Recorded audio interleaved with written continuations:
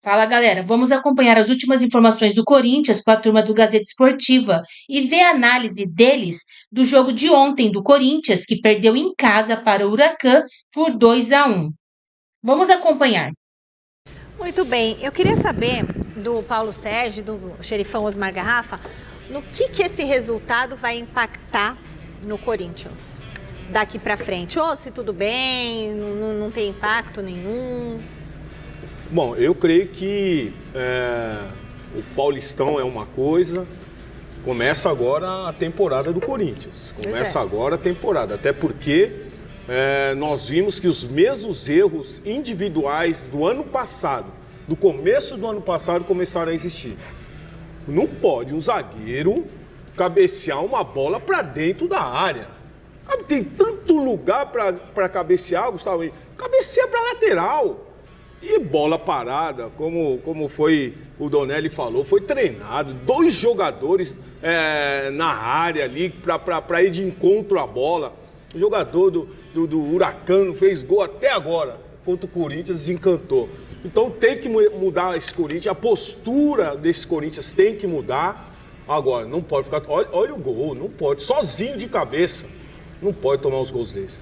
Ó, tá vendo de onde sai o gol do Corinthians? Pelo lado direito, com o Carrilho. Era o ponto forte do Corinthians no jogo.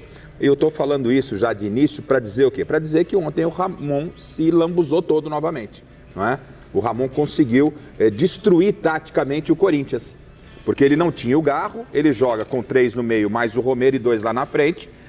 Aí ele vira, né? Com derrota, vai fazer a alteração. Você espera o quê? Vai pôr o Coronado, um armador com 2 atacantes, né? Não mexe muito na estrutura do time e põe qualidade no meio campo. Não, ele coloca o Vinícius, que é carta fora do baralho, Paulo. Todo mundo sabe que o Vinícius não quer ficar no Corinthians, já deve ter encaminhado uma outra proposta. Né? O Giovani já deve ter encaminhado uma proposta com algum outro clube, não quis renovar, estava afastado e de repente o Ramon ressuscita o Giovani e coloca mais um atacante e o time ficou completamente perdido. Aí ele tira, com essa alteração, né, e as alterações que ele fez, ele tira a única coisa que ele tinha de bom no time, que era o Carrídio pela direita, com a passagem do Mateuzinho, ele traz o Carrídio para o meio campo.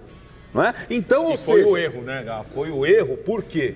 Porque o Carrídio, ele não marca como o Martínez, ele não marca como o Ranielli, então ele deixa muitos espaços, tanto é que no segundo tempo ele errou muitos passes e errou muitos lances do setor do meio campo. Aí contra-golpe. Mas você tinha, o que era de melhor ali, havia uma avenida, o Carrinho estava, o Corinthians era forte pelo aquele lado, ele consegue, ele não põe criação no meio campo, põe um jogador que está fora dos planos, deixa o Coronado, que é o substituto imediato do Garro. Não entrou bem, hein? Não entrou bem, mas nem sei se poderia resolver, Paulo, mas ele é o que o Corinthians tem, é a opção para o Garro. Você tem que dar o quê? Ali, né? Minutagem para ele. Sim. Minutagem. Se você vê que não vai funcionar, você tira. Mas você é esse jogador que vai ter que ser o cérebro do Corinthians. Não, ele coloca o garoto que está fora do baralho. Está fora do baralho. Mexe no Carrilho. Além das outras questões que o Paulo, que os jogadores também têm culpa. O seu Memphis, não dá para disputar a Copa Libertadores Sul-Americana com essa vontade, com essa tiriça muito que ele tem. Muito, né, Paulo? Muito. Tem que encostar. Sim. É futebol. E outra coisa, perdeu a bola, volta. Pelo menos dá um carrinho, mostra que você tá. Perdia a bola, voltava andando. Isso aí não dá. No Corinthians não dá. Entendeu? A torcida perde a paciência. Então, os jogadores também têm a sua parcela de culpa. Mas o Ramon Dias, sinceramente, ele está devendo e ele demonstra toda vez que a gente precisa, né, observar o Ramon trabalhando no banco de reservas, ele apresenta essas fragilidades. E o Paulo foi preciso.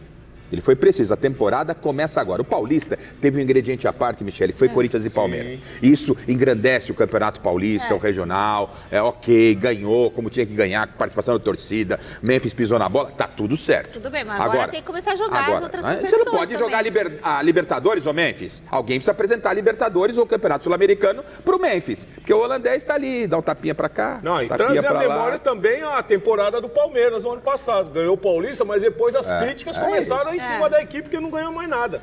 É claro que o Silvestre tem mais repercussão da derrota do Corinthians na Neoquímica Arena. Boa noite, Silver. O tropeço de ontem acabou com uma longa sequência em casa, não é mesmo? É verdade, Michele, tudo bem por aí? Um beijão para todo mundo que acompanha o Gazeta Esportiva. Corinthians estava invicto na Neoquímica desde agosto do ano passado, quando perdeu para o Bragantino, para o Red Bull. De lá para cá tinham sido, nesse período de invencibilidade, 23 jogos com 19 vitórias, 4 empates, perdeu para o Huracan, se complicou no grupo C da Copa Sul-Americana, mas eu queria trazer aqui um destaque interessante em relação à torcida do Corinthians. Primeiro as organizadas, que foram punidas até o final do ano. As principais organizadas do Corinthians pelo uso do sinalizador na final do Campeonato Paulista, segundo jogo. Até o final do ano, nos eventos aqui do Estado de São Paulo, Neoquímica e outros estádios do Estado de São Paulo, jurisdição da Federação Paulista, as organizadas não podem usar as camisas, bandeira já não pode mesmo, instrumentos e faixas. Mas os caras são geniais, deram um drible na justiça. Até acho que essa punição é muito exagerada e vai ser reduzida, aí, porque as torcidas têm muita influência política e até respaldo jurídico, vão recorrer. Mas o que os caras fizeram ontem? A Gaviões, por exemplo, o uniforme é preto, né? Eles usaram um uniforme preto também, só não tem o emblema da Gaviões. A camisa 12, camisa branca, com o emblema do Corinthians e não da camisa 12. O pessoal da Pavilhão 9, que usa aquele clássico clichê do presidiário, usaram a mesma camisa, sem o emblema da torcida. Então, o jeitinho das torcidas poderem manter pelo menos o formato ali na arquibancada, que estava lotada ontem atrás do gol. Por falar em lotação da Neoquímica Arena, mais um recorde quebrado, já são 30 jogos consecutivos com público na Neoquímica, acima de 40 mil pessoas, uma marca impressionante. No ano, o Corinthians tem já 500 mil torcedores frequentando o estádio em dia de jogo, média de 44 mil por partida na Neoquímica Arena. São números da torcida corintiana realmente fiel, que empurrou ontem, ameaçou uma vaiazinha no final do jogo, mas teve que colocar o rabinho no meio das pernas, não deu para o Corinthians, que se complicou um pouco nesse grupo. Um grupo que tem o América de Cali já como líder, ganhou ontem, fora de casa contra o Racing no Uruguai, e será o próximo adversário do Corinthians. Lembrando que na Sul-Americana somente o campeão de cada grupo avança para o mata-mata.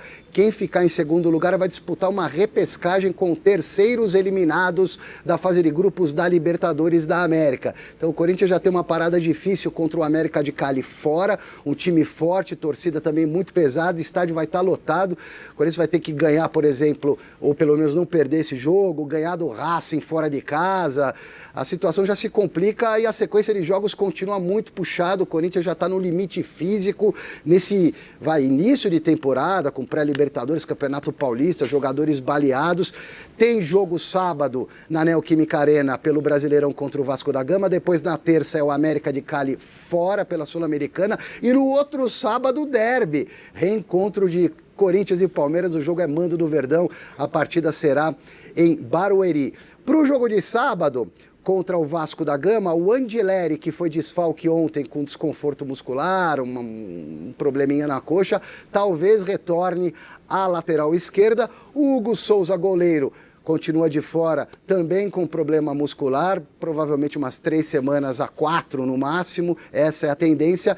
E sobre o Garro, eu falo daqui a pouquinho na minha próxima participação aqui no programa, Michele. Valeu, Silvio. Michele, deixa eu me aprofundar um pouquinho mais no que disse o Silvestre aqui sobre o grupo, né? Ele traz a informação importante que na Sul-Americana só se classifica um. Então, a classificação a gente mostrou aí. O América de Cali é o líder com 3, o Huracan com 3. E a próxima rodada, Paulo, marca o Huracan com o Racing na Argentina. Sim. Qual a tendência? Huracan ganha. Faz 6 pontos. O Corinthians vai pegar o América de Cali. Se perde lá, fica o América de Cali com 6, o Huracan com 6, Corinthians e o Racing com 0. Aí? E só se classifica um. E aí? Então... Bom, deixa eu dar um recadinho, a gente vai... E aí, continuando a falar do Corinthians, vamos ver a tabela? Ali que o Garrafa tinha comentado da tabela, o Corinthians pode até ficar em último, né? Ele tá... É uma tendência, e só classifica um, Michele. Só classifica um, porque o Cali, ele já abre como líder com 3 pontos, olha lá. O Huracan, 3 pontos. Corinthians 0, Racing 0. Corinthians e Racing serão visitantes. Natural, o Corinthians vai ter que ganhar do Cali lá? Difícil, vamos supor que se o Cali bate no Corinthians lá, o Huracan bate no Racing, que é a tendência, Corinthians com 2 jogos, Corinthians 0, Racing 0, América com 6, Huracan com 6, e aí para buscar, Paulo, é uma complicação. E olha a sequência do Corinthians para você também complementar. O Corinthians tem, antes do América de Cali, na Colômbia, tem o Vasco pelo Brasileiro. Que ganhou do Santos ou seja, o Corinthians estreou com empate com o Bahia. E depois ele vai a Cali na Colômbia e depois tem quem? No sábado, Palmeiras, clássico. Então, Ramon, pode começar a se coçar, filho. A questão é dos jogadores se conscientizarem, né? Na realidade, como eu falei no início, o campeonato, a temporada começa agora. Não adianta ficar pensando que ganhou o título, é festa, beleza, foi importante. Já passou, foi, né? Mas agora é pensar no próximo, Agora acabou. pensar na próxima competição. E tem muito mais do que isso, os jogadores precisam também ver a recuperação.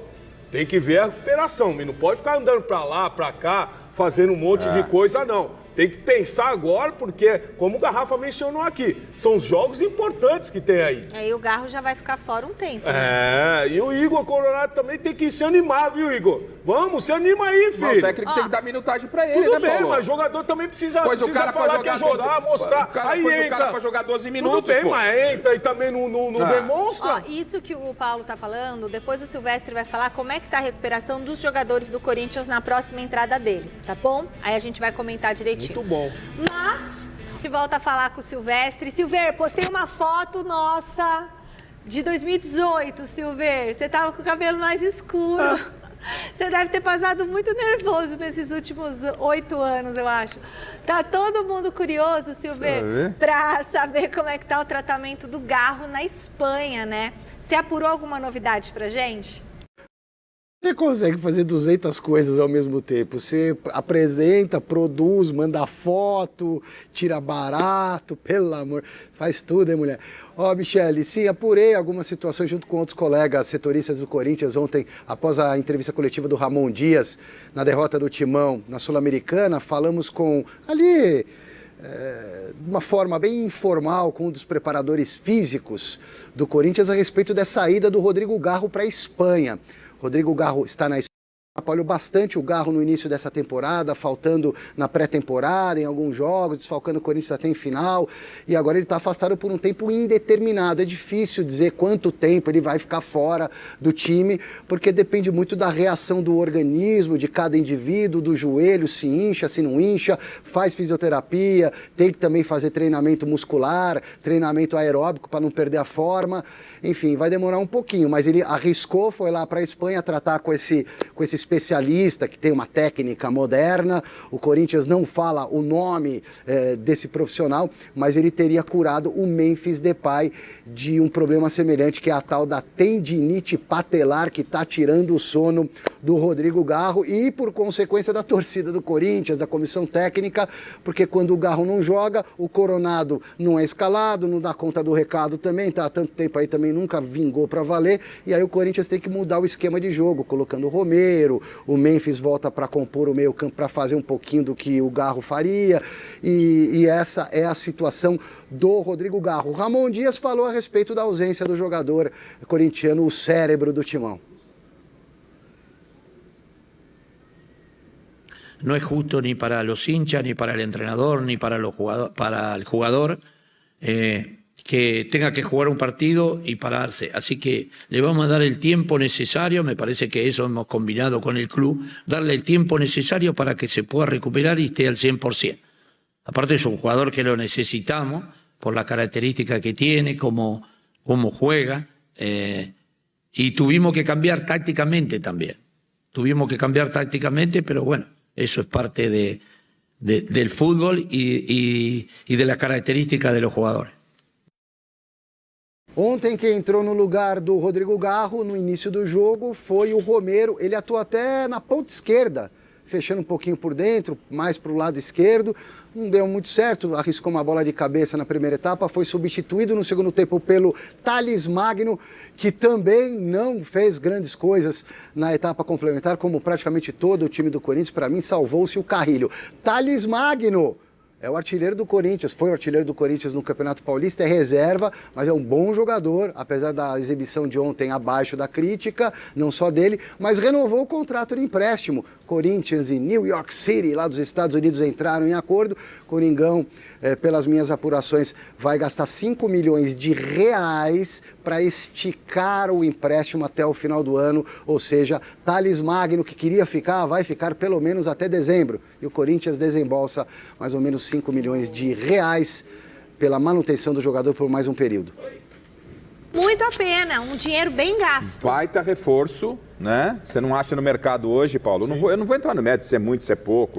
Eu tô analisando a parte técnica. É um reforço, o Corinthians não poderia abrir mão do Thales, apesar do Ramon não estar dando a devida importância que o Thales merece. Ontem entrou no jogo, não teve muito bem não, mas eu gosto demais do Thales, jogador para quebrar linhas e tal. Eu gosto demais. Seria interessante comprar o Thales, né? Mas como não dá, se já ficar até o final do ano, já eu acho ótimo, Paulo. Eu acho muito arriscado nesse esquema tático do Ramon, você colocar Thales, você colocar Memphis, Yuri Alberto e Romero. Acho muito arriscado. É muito vulnerável, vai ficar muito vulnerável a parte defensiva do Corinthians. Como Arriscado é você dar muito jogador na mão do Ramon, Sim. ele não sabe o que fazer com os caras. O que você faria, Paulo? Esse Da é o problema. substituição, né? Isso é arriscado, você dá muitas opções para ele. Não, na realidade, você tem que dar oportunidade para o Igor Coronado. Porque o cabeça pensante ali no setor de meio campo é o Igor Coronado no lugar do Garrafa. Obrigada, Paulo. nada. Obrigada, Garrafa. Muito obrigada a você também. Fique agora. A novela Thales Magno chegou ao fim.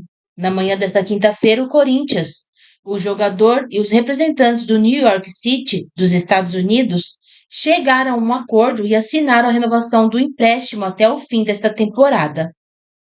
Para ficar com o atleta por mais 6 meses, o Timão precisou desembolsar o valor previsto em contrato. Diretoria alvinegra vai pagar cerca de 5 milhões, condição imposta pelo Grupo City.